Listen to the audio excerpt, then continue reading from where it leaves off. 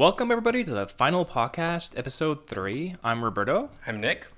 and welcome back. Thanks for listening. A bit of a new format, shorter format. We've had... Due to popular demand. Yeah, popular demand. By all three people we've spoken to. Exactly.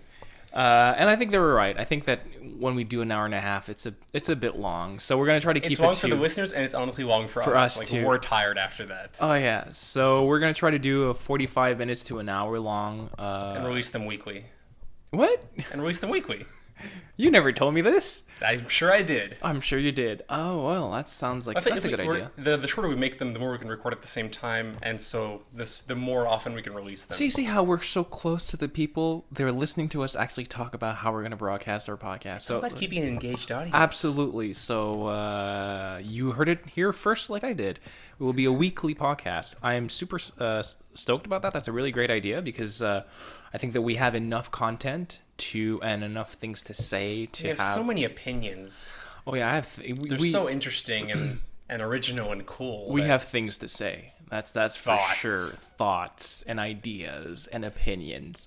Okay, well today on this episode we will be talking about our main subject will be David Cage games. Because you've been playing Detroit Become Human. Yes, or like I told you, Detroit Boring Humans. Right, and Detroit Beautiful Graphics. Yes, that's basically what I called the game because it's well, we'll get into it when we get to the main subjects. But first, we would like to talk about maybe movies that we've seen recently, or maybe news. I think that the first thing we should mention is that in the last episode we did our perfect Witcher cast. Yeah, that was such great timing. Yeah, because now we're coming in and they've announced a few days ago that Henry Cavill has now been cast as Geralt in the Witcher series. So let's do a little game here. This is my reaction when I saw your text saying, "Hey, by the way, Henry Cavill has been cast as Geralt," and I just went like, "Oh fuck!"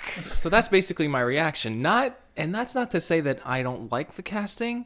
It's just that it's kind of like a lukewarm kind of thing. You're like, ugh, well, okay, I get it. I get that he's a popular actor. I think he's a good enough actor to pull it off.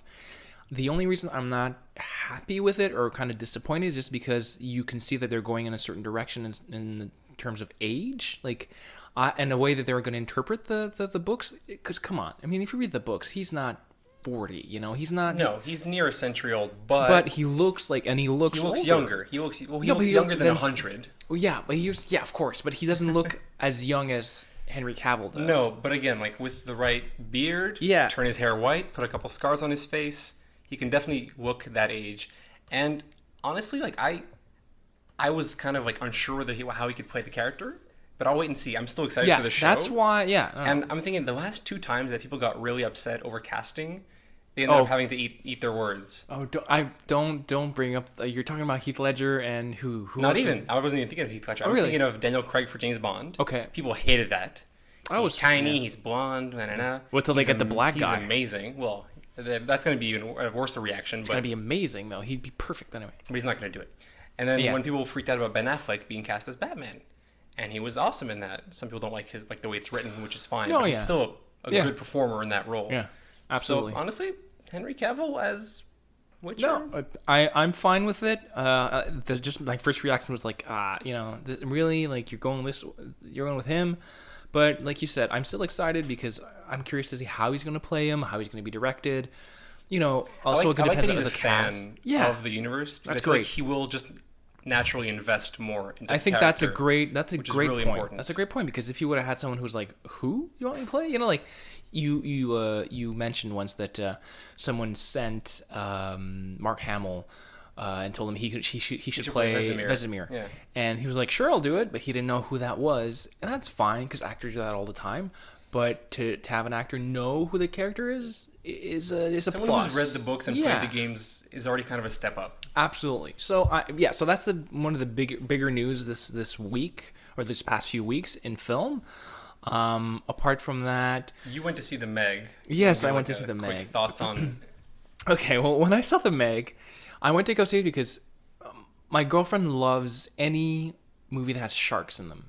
Like Okay. she has this weird like fear slash obsession with sharks. Like she just loves. She's really like mesmerized by how like their beauty, but at the same time how So a big fan of Deep Blue Sea then. well, we saw it and she loved it. Loved it in the sense of like it's so stupid, but So bad. But it's so bad, but it's good. It's a bad good. It's like it's a fun bad it's a movie. fun bad movie. Absolutely. We all know those. And so we were looking for a movie to go see, and there was nothing really that interested us. So we said like, well, I said, why not? Let's just go see the Meg. And so I'm in the theater watching the Meg, and in 3D, I think, because there's nothing else, and it wasn't playing anywhere like in regular format. So we watched it in 3D, and maybe like half an hour into the movie, 40 minutes into the movie, just at a certain point, I just went like, holy shit, I actually like this movie. I actually caught myself going like, wait, this is actually good. Like, and I was like, why is this good? I was wondering like, why It's am a I? fun surprise to get. Yeah, I was like, why do I even like this movie? Like, apart like the film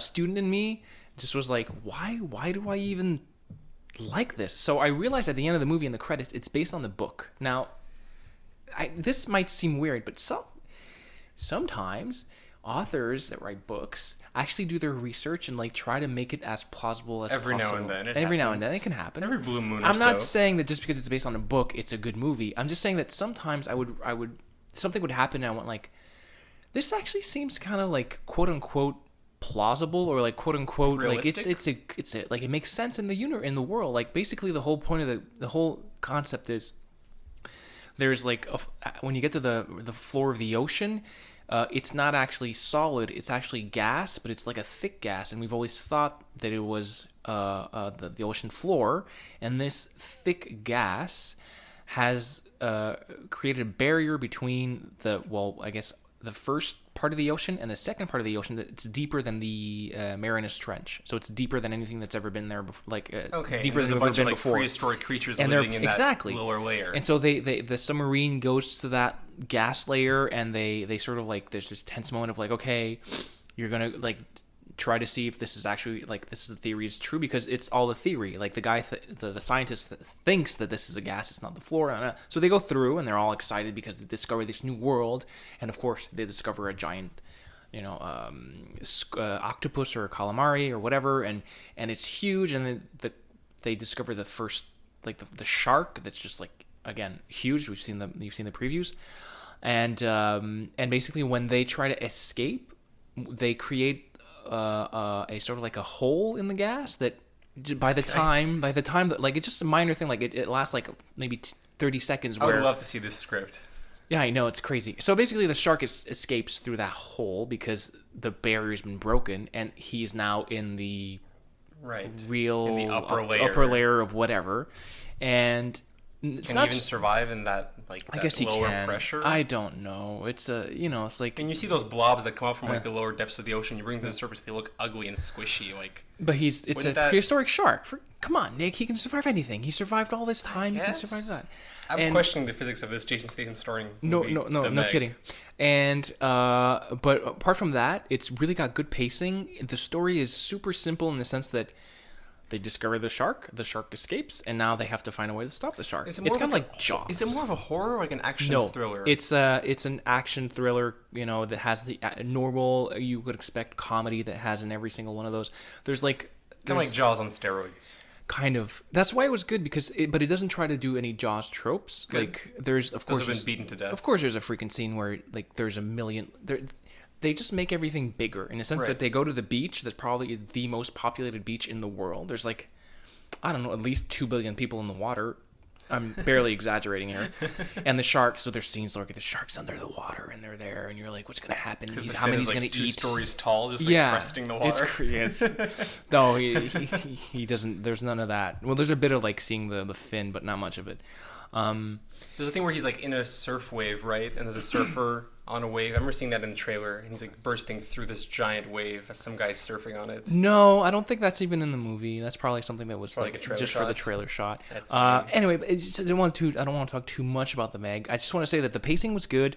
I mean, it's all full of stereotypes. Like, Jason Statham is Jason Statham. What do you want more out of him? He's. That's the one thing that interested me in going to see that, and ended up not seeing it because, like, at the time the movie was coming out, Jason Statham was like, this is what we filmed. Like it was rated R, and they pared it down, and they made it less bloody and less violent, and it's not what we actually made. And I just kind of saw that, and I was like, well, this kind of seems weird. If the star is already speaking out about the movie, like I think that's probably one of the things that because they want to make money. I mean, so they're gonna have as many people as they want. They want to have as many people as they can to want to see it. They can't all be Deadpool. So, I think. I'd like to sometimes see a shark movie or a monster movie where you see more people getting eaten or whatever, because that's why you go see the movie, to see the shark be a monster and then get killed, explode or whatever. And the movie was enjoyable more than I expected, because I guess I enjoyed it because I didn't expect anything. It happens all the time where you're like, oh, this movie's gonna suck, and then it's just a bit better than what you expected, and all of a sudden you're like surprised, and so you like it. So yeah, The Meg was actually more enjoyable than I thought it would be. I'm not gonna go and I'm not gonna start rating things like that's 2.5 stars out of 5. No, I'm not a star rating. Just like, it's a good movie. It's a fun movie, and there's just a lot of. It seems like a movie that's more fun to watch with friends than alone. I think it would be, yeah. I mean, and seeing it at the theater, maybe it's a plus because it's got, action and whatever, but it's a movie you could watch and put on the TV and maybe even talk in between the important parts, because there's not much going on except, oh no, we discovered a giant shark and now it's on the loose and now we have to stop it. And then there's actually one scene that really caught me off guard, which again surprised me. I did not expect to be surprised or by like a twist in the story. There's a twist that's not it sounds so stupid. Oh, fuck it, I'll just say it. There's a bigger shark. There's a Mega Meg? There's a bigger shark. There's a Meg Meg. There's a Meg Meg. And because they actually kill the Meg. They kill the Meg, and you're like, what, they killed? They killed it? And so they hang the shark up over, like, you see that, and like... Oh, they hang it up, like, they pull it out with the crane. Yeah, in the crane, exactly. And then another shark jumps up from underneath to bite it and eats it. Exactly. A much bigger shark That's eats hilarious. It. And it's just like, what the hell was that? That's kind of cool. See, so there you go. Now I already want to see it more. That movie is full of those of like, oh, well, that was interesting. That was fun, And so, yeah. So I saw The Meg. I was thoroughly enjoyed it. Surprised by it. Not gonna buy it. Not gonna see it again. But I rewatched it on Netflix at some point. Yeah. My girlfriend's probably gonna watch it. But I'm not disappointed in my $13 or $15 that I spent on the movie. Good. It's not like I was watching and it's going like I could be home playing a video game. Yeah, I enjoyed it. So that's enough about The Meg.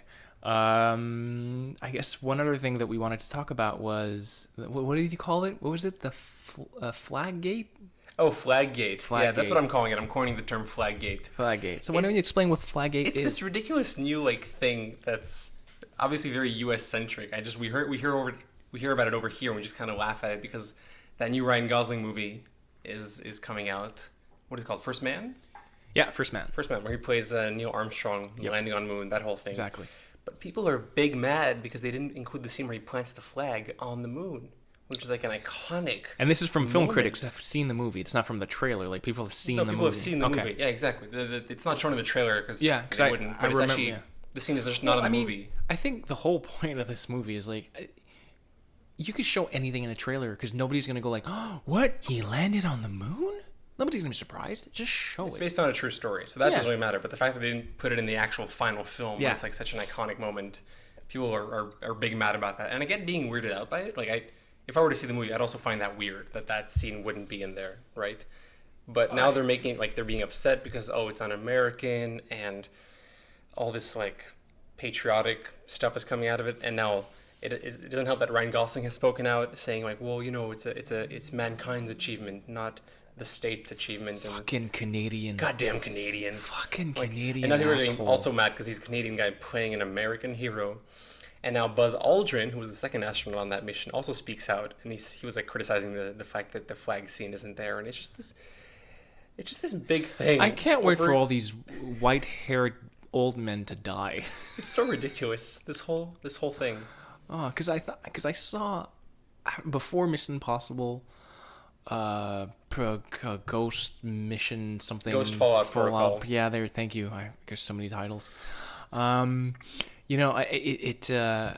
saw it's not a trailer. It's actually just like a scene from First Man, and I was was impressed by. It's the scene is basically when Neil Armstrong gets into the rocket and is basically projected into space on, riding tons of gasoline, and the way it was edited, the way it was shot, the sound. I thought that just this snippet of the movie really got me interested in the movie and made me think like this is going to be actually could be one of those Oscar. It's very much of an Oscar bait movie, for sure. But I don't know at what point, like I'm curious because of thanks to that snippet of that small trailer, the scene that you see in the trailer, like I'm interested in it because before that I didn't really care much about it because I don't know, moon landings and all that have been done so many times. Yeah, like, it's weird that they're making a movie based on like a conspiracy theory. Like they could have just shot the movie in the Hollywood studio where they shot the moon landing. Like why, because they were using that for Guardians of the Galaxy 3, I guess, or something. I don't know. Why controversy? You put me off here. I don't even know what to say to that. You know where you go from here.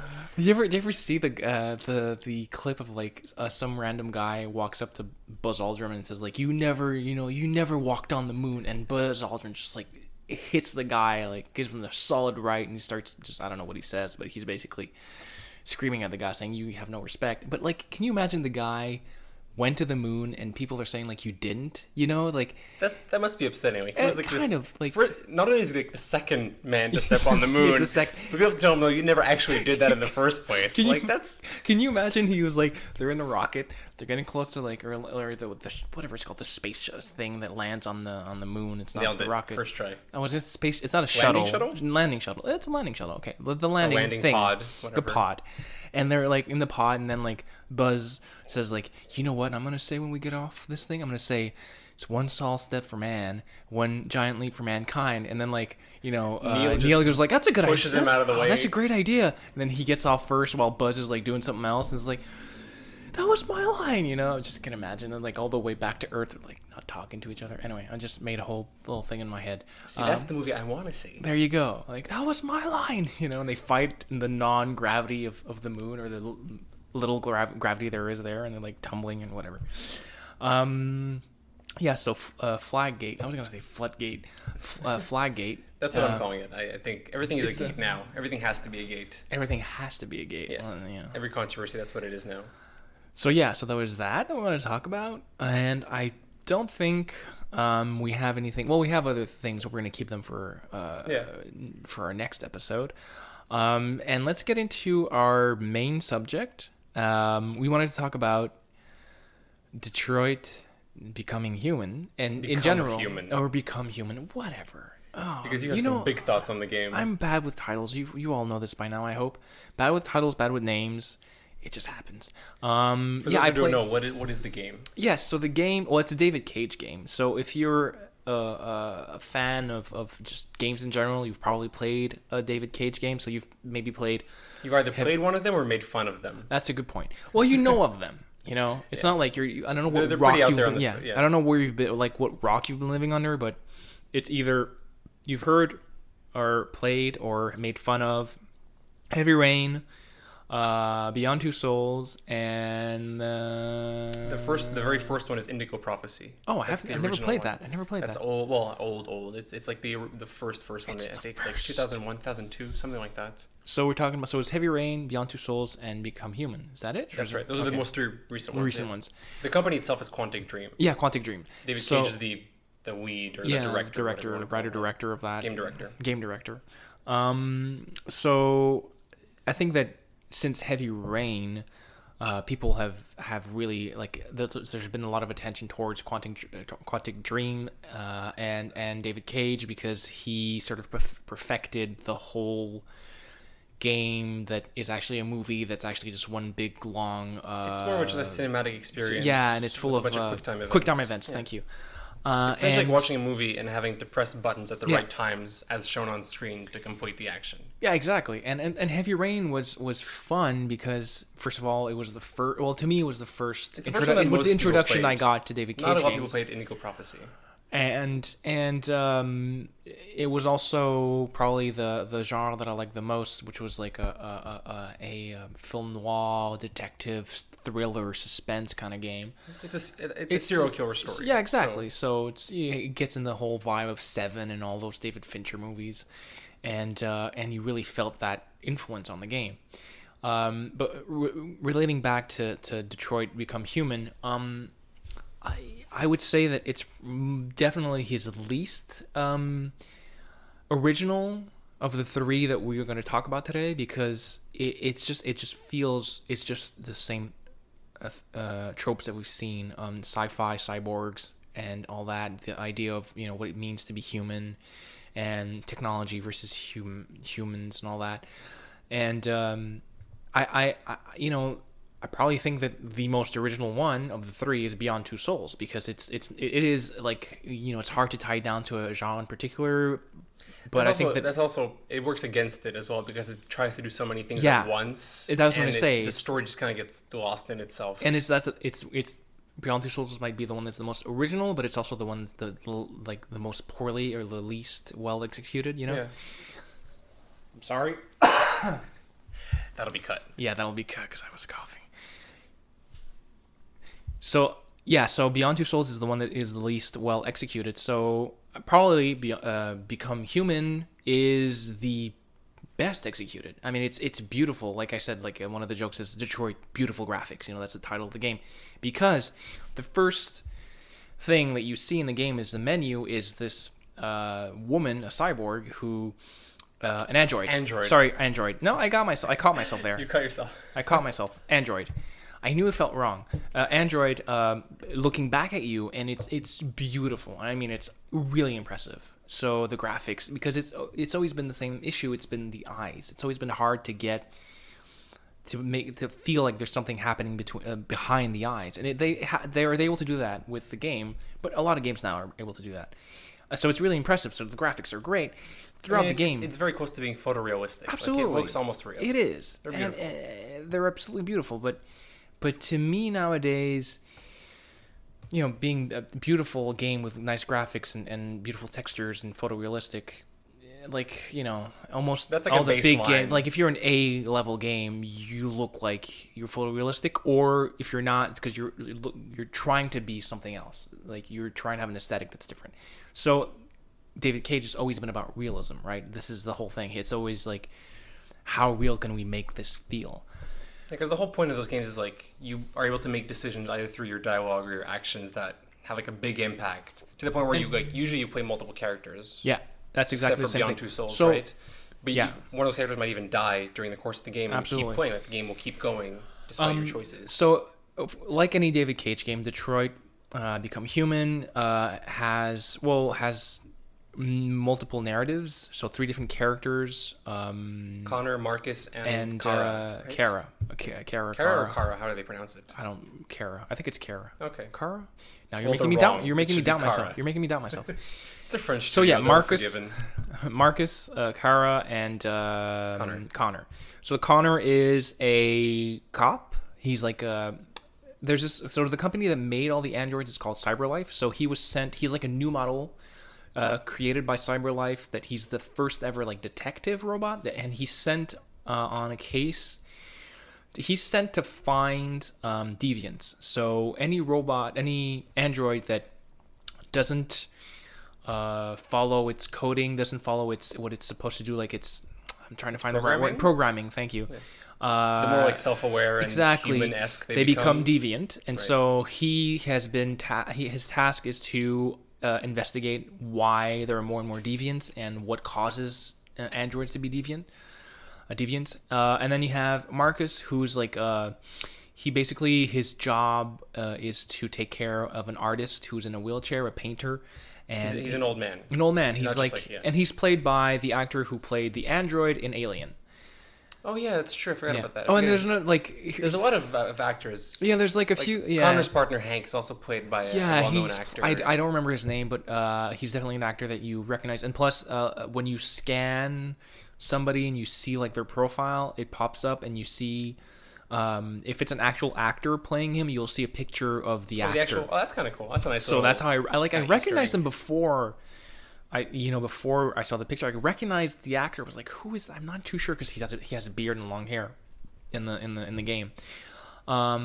So there's a lot of like hints. Yeah, there's you could say like not an homage, but like Easter eggs? you can Easter eggs. You can tell that David Cage is a film guy. References, He's a film guy. Like he does games, but he's studied. He's basically been trying to make from movies. film. Yeah. With every game that he makes. So because like first chapter, there's a dead cop. The first chapter is Connor's trying to save a girl that's been taken hostage on the rooftop of a penthouse, and there's a dead cop in the kitchen, and you scan him to see what happened, and the cop's name is Deckard. So it's reference to Blade Runner. Reference to Blade Runner, and then you got the actor who plays the old artist in the wheelchair who played an android in Alien, so stuff like that.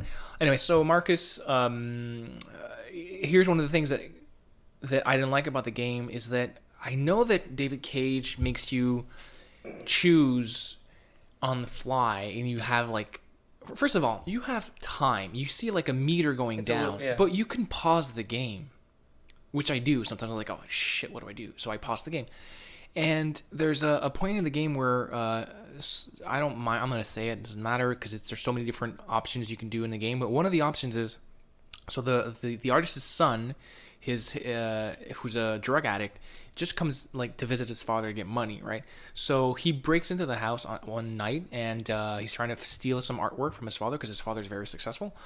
And he confronts his father, and he's all jealous of Marcus, and you have the option of because the thing is you become self-aware, and by sort of going against your programming, so you're given choices, right? Yeah, and no, but there's actually like, what do you do? Here's the thing, it's not really a choice. Like the point of the game is to become self-aware. Right. So when it says like, are you gonna like defy him, or are you gonna just take it? Like, do you just take the hits? So you go like, no, I'm gonna fight back. So you need to stupid animation where there's a red wall and you break through the red wall and whatever. And then, visual metaphors, the best kind. Yeah, and then there's like, what do you do? Do you like let him hit you, or do you push him back? But when it says push him back, it doesn't say do you kill him. Right. Because I said I'll push him back. I freaking killed the guy. I was like, I didn't want to kill him, and so. So Marcus becomes like obsolete. They throw him in a dump. They break him into parts, and you wake up in the dump, and you have to like rebuild yourself, and you become self-aware, and you decide that you want to be free, and so you kind of find your way into Jericho, and it's a ship, and in this ship that's docked on the at the port, in this ship there's like other deviants, and for some reason you sort of become the leader, and you help them. He becomes like the leader of like the of the revolution, right? But it's weird, like why? I don't even know why. Like there's so many holes in this story. Like why is okay? Yeah, you do a few things, but there's no reason why. Because you do these 2-3 actions, you're all of a sudden like there's a meter. There's like arrows. So let's say you do something that there's always like two characters with Marcus that both have contradicting opinions. Right. And you can please one or the other. So like one's like, let's be really aggressive and fight the humans, and the other's like, no, you have to be peaceful. And so it's like, it's either black or white. It's always like that, and you just described it a David Cage game. Exactly, but it's even more apparent in this game, and there's even less. I feel things that I think it's because I'm getting older, and I understand, and I see the patterns. In Heavy Rain, I had never played anything like that. I was not anything that was as, and nothing that made me feel as if every choice I made had a direct impact on the narrative. Because games usually you like go to this place, beat the boss, and go to the next level, and then like you're progressing, but it's not like, oh wow, I'm doing something and there's directly an impact on the story. Especially having 4 characters and the knowledge that any of them could actually die if like, you actually fail what you're doing. I lost a character in Heavy Rain, and then you tell your friends like, oh, this character died. Like, really? No, I got to the end. I don't know. So Detroit Become Human has even more of that, of like, it's so black and white. It's so I'm not able to get invested in the story, and it's so much these tropes or stereotypes or stories that you're like, really, you're going this way? Like the article you sent me of how women are treated in David Cage games. I think she's right, the author. How it's there's so much misogyny in these games, even not just women, children. Like any child in any David Cage game is in danger, like severe danger.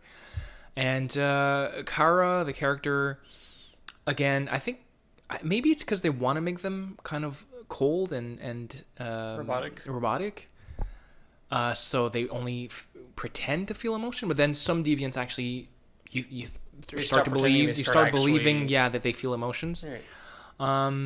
It's just to be honest, when the three characters meet for the first time, I didn't feel anything. I didn't go like, oh wow, they're finally meeting. It was just I'm going through the motions with this game, and also, it's just I'm pretty good at games, and there's moments in this game where it was harder than I wanted it to be, and I didn't have enough time. And I understand that the whole idea is that you don't have time in real life. Yeah. But sometimes it's fun to when I played the demo for Detroit, it's the very first episode where he's doing the hostage situation. The game encourages you to walk around and explore stuff and pick up items and look at the pictures. Like there's other things to do to walk around, right? I feel like you can pick up frames, you can save a little fish that fell out of an aquarium. But the more I explored, the more like a cop got shot, and it was like, you didn't react on time, and it's like, do you want me to explore and engage with the game, or do you want me to just bum rush through the story, right? And there's not just that. Since they're programmed, there's like a mechanic in the game that if you go somewhere you're not supposed to, a red wall appears that the android could see that says, no, you can't go here. You need to do that. Remember? Visible walls instead of invisible ones. And yeah, exactly. I mean, there's nothing more frustrating than to see an alleyway with nothing blocking you, but you can't go in it. You're like, well, just fucking put a wall up, This game has there's so little parts of it where you could actually have freedom. Like there's this one, like I can name a few. Like there's one where you're doing the revolution and you're in this like town. It's not a town square, but like close to like a mall, and there's like a lot of billboards, and there's a statue, and there's all these different things that you can put a tag on them. You can destroy, do some graffiti on it, or alter it in a way, right? Like vandalism stuff. Kind of, but you choose whether you're going to do something that's violent, peaceful, I don't know, uplifting, provocative, whatever. There's like 4 options, and that determines whether you're how the public sees you and what you want to do. Essentially, like, a morality system. Yeah, exactly.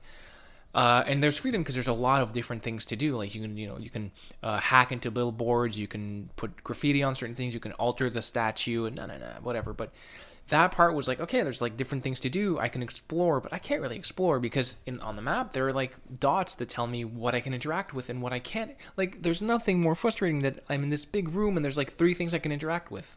That's always been, I find, like the biggest contradiction with those games. I've played Heavy Rain and Beyond, and I haven't played Detroit except for the demo, but there's always like this very big contrast between the fact that they want to emphasize like they're giving you so much choice and you're choosing the narrative and your decisions matter, but also they want you to go through such a specific story and feel very specific emotions that the two are always kind of in conflict when you're playing the game. Even like you were talking about the android when you start the game, like the face that shows up, who guides you basically like you through your settings, right? You pick the language, you pick the brightness, like she's like it's like a, what do you call it? And what's the word I'm looking for? It's a narrative way of fixing up your settings, right? Diegetic. It's diegetic. It's diegetic. It's a diegetic way.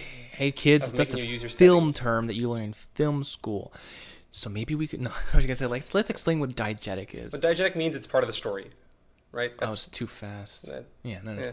If you're watching a movie and there's a radio playing in the movie and that's where the music is coming from, it's diegetic. If it's the soundtrack that there's no actual music playing in the scene, it's non-diegetic. That's like a good way of kind of summarizing that. There you go. So the Android is a diegetic way of getting you to set up your menu settings. It's like more authentic, right? It's more immersive. Absolutely. But even then, one of the last things she says to you is, remember, this is more than just a game. This is an experience, or something along those lines, right? Like she says something like that. And it's like the level of pretentious. Oh God, yeah, I know. they just want you to feel so much. Oh, there's like a reveal in the fucking game. I just took off my glasses, so he's laughing. And I'm like, when you. It's a big thought when he's taking off his glasses. No, but it's just like there's a moment in the game where there's a reveal that makes not much sense and is supposed to be a shocker, and I just went like, what? Why? What is that really? Okay. And then because of that reveal, you need to make a choice, and you're like, why would I make? I don't. There's so many moments I was like, why? What? I don't care about this. I don't care about this. I hate getting to a game where it gives you a choice, and you're like, both of these options are stupid. I wouldn't do any of this. These are both dumb options, but you have to pick one. It just immediately breaks the immersion. And the whole again in one of the articles you sent me, someone was saying that the whole Connor narrative should be a game in itself. I think honestly, Connor is most likely the most interesting character to play. He's like the most likable one, at least. Well, I think he is because he's there's a bit more nuance there, I think. Marcus is very okay, well, he's the head of the revolution, and it's like, are you going to be pacifist or are you going to fight, right? And I decided to be pacifist, and a lot of people I like, or a lot of your friends die or whatever. But and then Kara, you're just basically playing mommy, and you're trying to survive. She's babysitting a little girl the whole time. Yeah, exactly.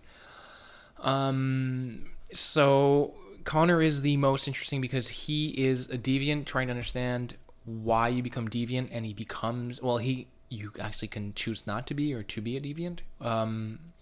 He's becoming a deviant, right? So I think his arc and the writing of his narrative and the way it's done, it's probably the most one that it stands out because Marcus, I don't know, I just feel like I've seen this a million times or read it a million times. Kara, she's trying to save the little girl, but there's it's just okay, well, you save her because you quote unquote love the little girl, and her father is an abusive father, and he beats her and everything, and so you save her and you run away with her. And I actually forgot to go get the gun, so I didn't kill him, which is probably a good thing because killing the father probably makes me even more of a criminal. And then it's just running away with the girl is still very bad, but I feel that murder would make the cops make me more of a criminal.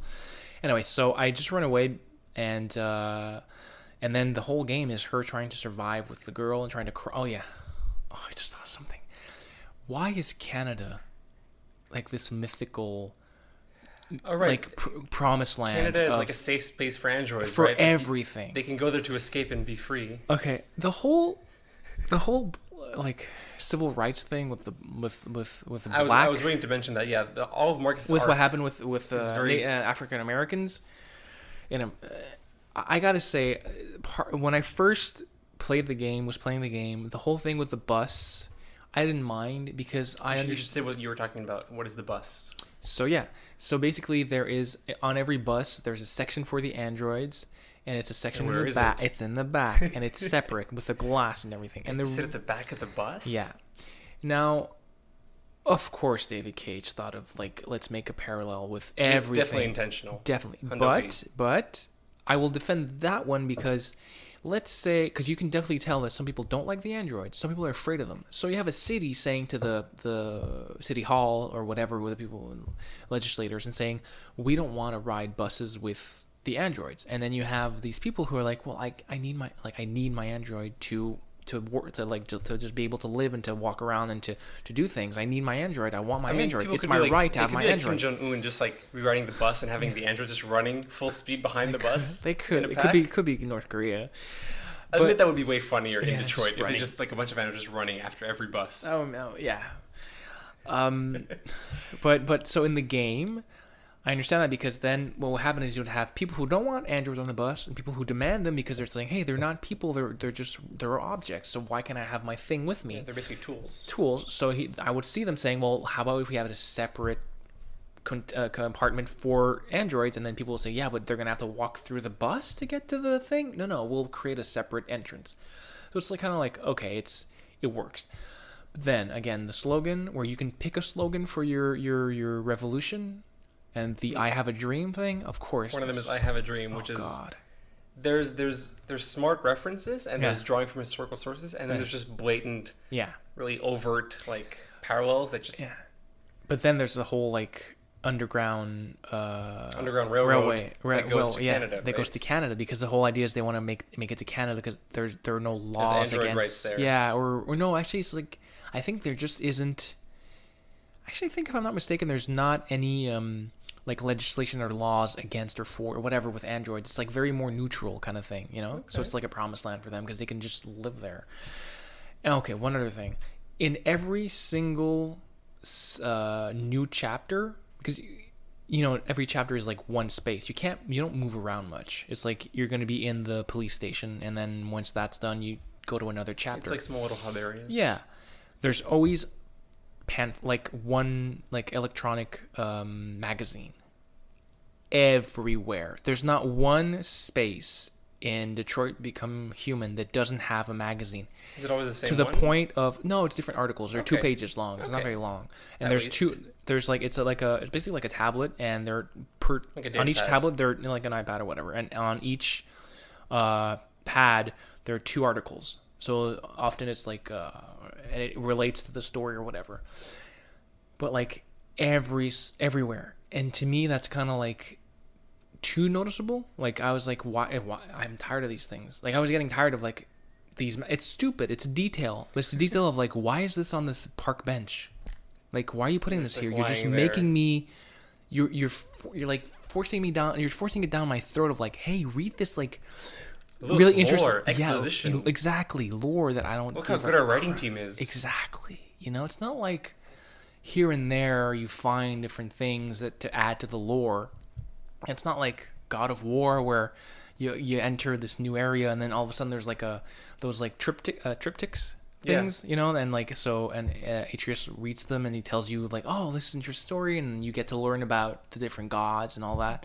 It's more diegetic. It is. Well, it's the other one's still diegetic. The magazines are diegetic, but it's still Not just, lying on a park bench. It's not. you know, exactly. So Unless that's, tablets have become so commonplace. I'm and cheapy that- I'm being nitpicky. I know. All right, I'm being and everything, but it's just like that thing bothered me. So enough with the magazine. So my God, have I had any positive things to say about this game? You like Connor's story? I like Connor's story. I really like the Beautiful graphics. yeah, and I like in Connor's story the detective mode kind of thing where you like you've played it the demo where you seems a lot analyze like the Batman Arkham series, where you kind of just scan the environment and it highlights You have to- objects of interest. But again, you can't. It's impossible for you to miss something. That's what I hate about this game. There's no way you can miss something unless you just you don't move fast enough. Like Well, that's again, they really want you to experience a specific narrative. right? absolutely. Well, yeah, and then How do you you- miss something real quick. Like I had because with with Connor, there's the analyzing the crime scene. With Marcus is that before you do something, you can visualize what you're doing. So let's say you have like you're in front of. There's a part in one of his stories where you're on the property of Cyberlife, and there's like shipping containers and like different, just a lot of like big blocks, and it's basically you're trying to find resources, right? Because they have blue blood, and it's important to. It's just like any like if you're losing blood, you need blood, so you need to get this specific blood. So there's drones that are doing surveillance, Like right? Rounds going, and so they always have the same route pattern, and you have 3 options: left, middle, or right to attack the drone, and you can visualize step by step what you're doing, and you can pick which one is the most efficient, but it shows you when it's not the right path. So it just flat out tells you if this is the wrong path. Yeah, so you look That's right. kinda weird. You look right. Okay, so I'm going to climb on this container, and then there's going to climb that ladder. Oh, no, it tells me at the end that I'm too far from the drone. So it's a fake choice. It's just Okay, so why? Okay, I'll take the middle. Middle is I'll jump on this car and then jump on this tree and then whatever. No, I won't be high enough. You're like, so what the fuck? So I'll just go take the left one. It's the only one that works. It's not like you. That's a weird fake choice. That's really strange. Yeah, and then there's a part where you have like 10 seconds to pick which one, and since it's long, because it shows you everything you're doing, it shows you it shows you it shows you like a yellow kind of shadow of Marcus, Like a hologram hologram kind of just like climbing up, and it's like each choice is like 5 seconds. I have 10 seconds for like two of them, and I didn't have time to see which one was the best one. So I chose one. I chose the wrong one, and it killed somebody. I was like, well, what? I didn't have what? This sucks. So there's a lot of that of like, well, why make me waste time looking at my options when there's only one option that's the right one? Yeah, it's kind of weird.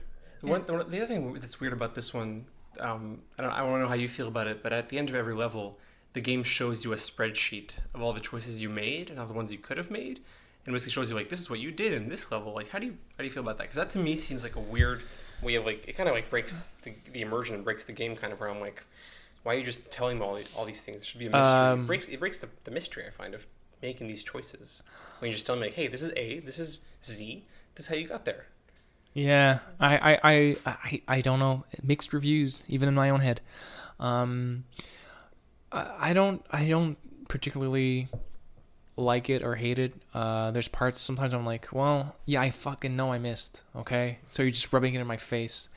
I think maybe they should have done it in a different way where you don't see where you could have gone somewhere else, and maybe it just shows you like, hey, there was... It shows you the spreadsheet of what you did, but not the missing path that you could have taken. taken. And it maybe could tell you like, hey, there were 3 different endings to this. Maybe, oh, okay, at least I know that there are different endings. But to know what you missed, I agree, it's kind of annoying. And I don't care. Like, it's just taking, like, it's taking an extra like 30 seconds. It's 30 seconds, it's not long, but it's just like, I got it. I don't want to see this. I can't skip. I have to wait till it's done loading, and it goes like boop boop, and there's like little sound effects telling you like, hey, this is the tree. This is the branch you took. I'm not necessarily for it. Not against it. It's fine. The game's there. It's there. It is what it is. That seems to be your overall feelings towards the game. Is like, it's fine. I'm disappointed. I was so looking forward to this game. I was because it's again a genre that I like, science fiction, androids. I mean, I loved studying like anything that was like post-human theory in university. So I was like, oh, this is really a good. How is he gonna tackle the idea of, again, humans versus robots and androids, and I think it's always great to sort of talk about humans faced with technology becoming more and more important in their lives and becoming more and more sort of mixed with humans, where there's no difference between a human and technology, and a robot or an android. In general, like the whole theme of advancing technology has never been irrelevant. Yeah. Like in our narrative as mankind, right? Like, there's always been sort of like new technology that somehow causes a whole new change in the way we approach things, right? Like whether it's the locomotive or it's the TV, whatever it is. So those stories are always relevant. I kind of feel that it's also maybe a bit weird, and I just realized that, like, if we got to the point where there are androids like that, there's not that much technology in that world that feels futuristic. Like, okay, they have like probably automated cars, but that's not that new. Like, and they have automated buses. Like on the ground in the streets, everything's like the street is basically like a screen.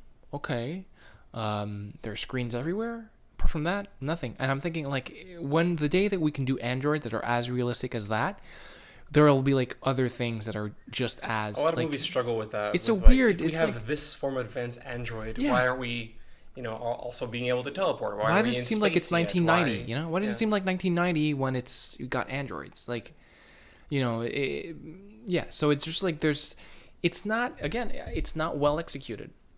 The idea behind the whole game is actually great. The idea of, like I said, androids becoming self-aware and becoming human. Yeah, no pun intended.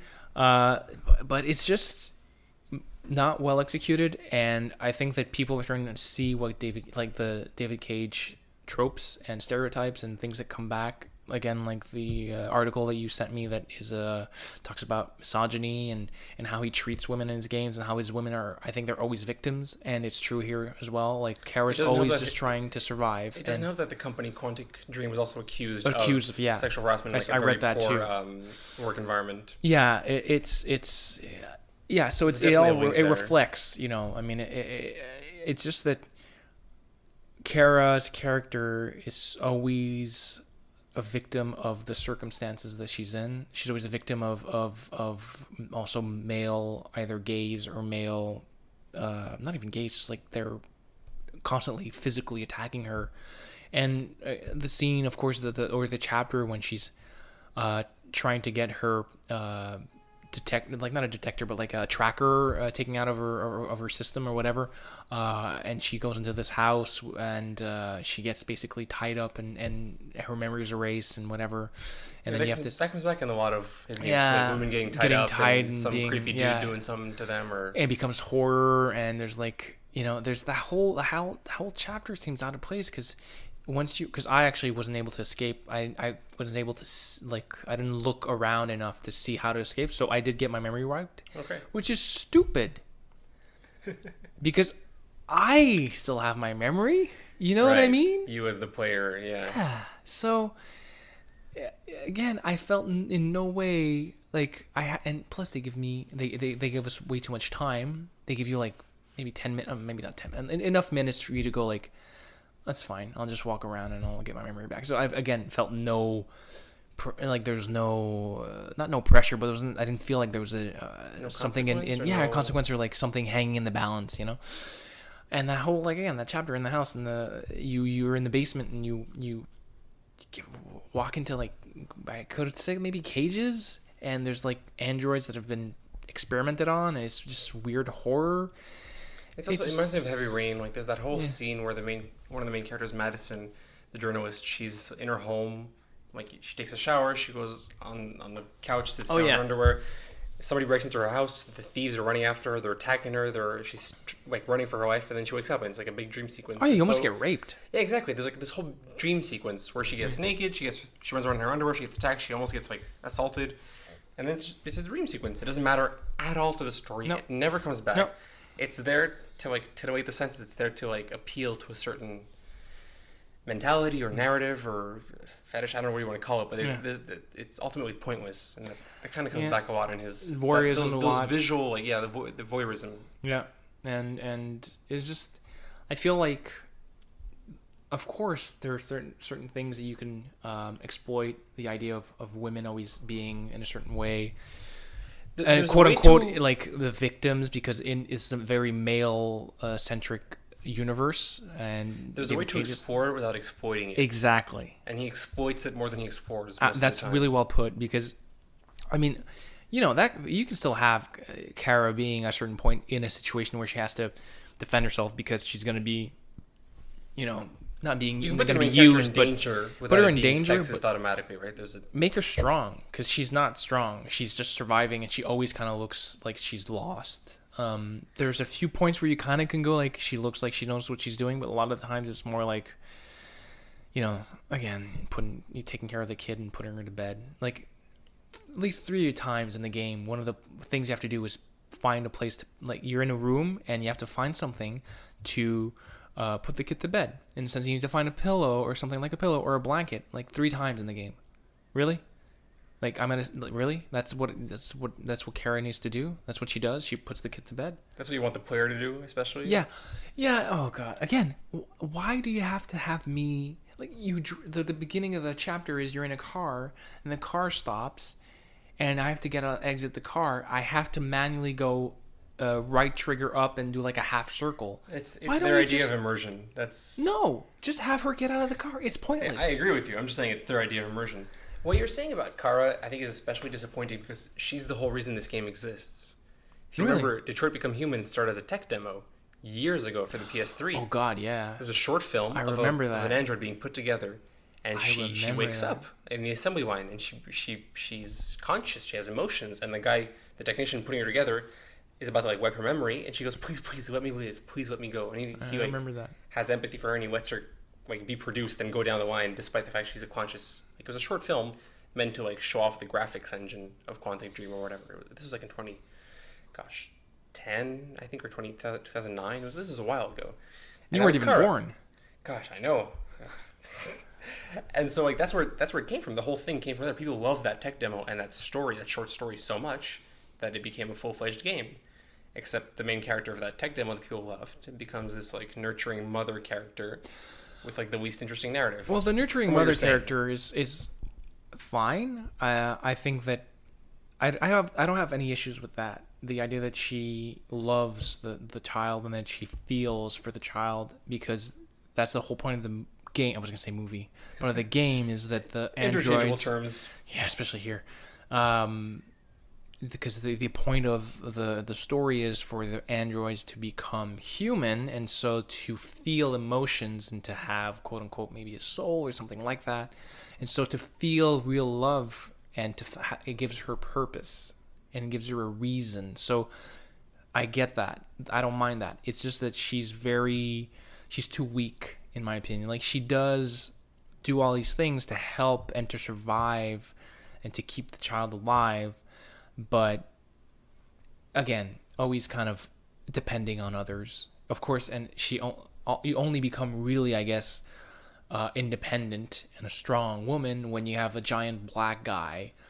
Right, that's part of the story, you. Right? That's the point, that there's this big black guy. Yeah. Isn't she scared of him at first? Like, the first time she sees him, she's scared of him. At first you right? think he's gonna, if he can either rape her or destroy her. But that's also a problem, right? Like, the fact that he's using, like, this big black guy as, like, a scary thing to scare this, like, white character. Like, that's also part of, like... No, I don't think that... Okay, first of all, I don't think that his skin color has anything. Yeah, maybe it's a trope, like, but he didn't need to be a big black guy, right? Like, that's very much an overused, like, a racial trope. Yeah, that's true. I guess it's true. But he becomes your friend, and he, protects you, and everything is huge. There's one thing I did like also, is that there's a lot of there's not that many different models of androids. There's like, maybe I'd say there's probably like, in the game, 20. So all of them not even 20. All of them look the same. They're exactly the same. So there's a lot of points where you're like, wait a minute, isn't that this? Oh, okay, it's just the same model. And then, but it's not. It's the same model, but it doesn't serve the same purpose. So let's say you have one that's like it would clean houses, and then the other one was maybe worked as not a teacher, but like would help construction. One was like cleaning the streets or whatever. But and it's the same model. So I like that characters or models coming back. So because at a certain point you kind of it just adds makes it very authentic. It's part of the world building. Yeah, so that's fine. There's really some good parts to it, but in general, I think I am very underwhelmed by the game, and I think that it's worth maybe playing because it's not very long. You're still gonna enjoy. There's still a lot of things you can enjoy about the game. It's like 10 hours long, and honestly, 10 hours probably if you go slow. Do you think you would replay it to see the alternate narratives? I think I would, but I haven't even finished it. I don't even know if I will finish it, but I do know that I would like to just. I don't know if I want to replay the whole game. I'd like to replay just chapters. You can do chapter select, so you're fine. Yeah. Because sometimes there are some chapters that don't even have an alternate ending. Some chapters that are like 20 minutes long or half an hour long, you realize when you see the final like tree of events that like you had no choices. And it was just like, you're just basically pushing buttons and going forward, and you doing what we tell you to do. Arguably what any video game is, but this one pretends that it's something else. That's the thing. Here's the problem. Is that other games are all about pushing buttons and going forward, but you can go back and you can go left instead of going right. A lot of games now. In this game, you can't go left if it doesn't want you to go left. Like, of course games have boundaries. You can't go anywhere in a game. But back then, with Heavy Rain, consoles, like, you had open world games, but the maps were, I guess, smaller and you couldn't go everywhere. But now, like, games like GTA and just name it, so many games that you feel like you can go anywhere. Like Horizon Zero Dawn, like, how big is that game, right? Well, it's not the same kind of game. I'm not saying it's not open world. Not at all. I know, but it's trying to be something. It's not working. I think it's important to remember that these sorts of the Quantic game streams and these kinds of games are more niche. Like, the other games that come close to it are like the Telltale games, which are all about that cinematic quick time event experience. Life is Strange is kind of in that category now, and I'm missing one that's also like. You know what the difference is between that and the other Quantic Dreams? Is that those games that you're named aren't quote unquote like A level, aren't like. Yeah, they're smaller productions. They're not AAA games. Telltale games are great, but you know what they are, and they're kind of like play them and toss them out. You play when it's fun, you play another when that's it. There's like but this is a game that it's been announced, and it's like it's a long process, and we've seen it develop into this huge, like it's a huge game. Like Become Human was, hey, like this game is coming out next year. It's kind of like Cyberpunk 2077, which will be our next talk about next on our next podcast. But we need to talk about like that also is getting hyped like through the roof, and that can be dangerous. But anyway, so back to Detroit. I was gonna say my sort of like one of my closing thoughts on this is most of these kinds of games are oftentimes episodic, and I wonder if Detroit and the other Quantic Dream games would have fared better had they been episodic. If people would enjoy them more. I think you're right. I think that maybe having them be like chapters that you can just every like spread out it releases every like 4 weeks or whatever, like a new chapter releases. I wonder if people would enjoy it more, because it forces you to come back. It gives you some time between chapters for decisions to sink in. You could replay also, and then because now it's like I could replay chapters, but I want to finish the game. But if you have like a few weeks in between, you could replay try different paths. I think it would lend itself better to that kind of format, because I don't know. I think I've gotten tired of those games. Like, I know that he's going to do another one. Of course he will. Like, why wouldn't he? I'm probably going to play that one too, because there's still some parts of it that are fun, and you want to try it, because the guy does do like, it's still enjoyable to a certain sense. It's like I'm trying to defend him. Listen. So my final thought is, how many Davids out of 10 do you give this game? Oh, out of 10? How many Davids? Oh God. I would give it we gotta be fair here. I gotta give it a 6. I don't even believe in game scores, to be honest. I know. It's such a stupid subjective thing. Yeah. I say, don't make any sense. Since it's not a very long game, it's worth playing, because it's not like you're gonna invest a lot of your time in it. Like, you could play. Is it worth it for the story at least? Yeah. All right, and there it is. Thanks for listening. Worth it on sale. Yeah, wait for it to be on sale, and you'll enjoy it. It's not. Oh God, I don't want to make it sound like it's the worst game ever. It's just like, be aware. You have to be aware of what you're getting. So a lot of misogyny. A lot of pretentiousness. Yes, pretentiousness. Beautiful graphics. A few boobies here and there.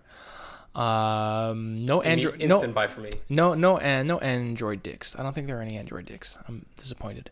Equality for all Androids. It should be. Yeah. If you're gonna show us Android titty, you gotta show us Android dick too. Yeah. And you're gonna see a lot of sort of racial connotations back to civil rights, and like Canada. Canada's such a wonderful place. We're so lucky because we could have all these androids come to our country. How long until the Netflix Detroit Become Human TV series? Games like that should never be a TV series. It's kind of like it already is a TV series. It's already a movie experience. It's already a movie. Yeah. It's kind of like it's like they're doing Uncharted.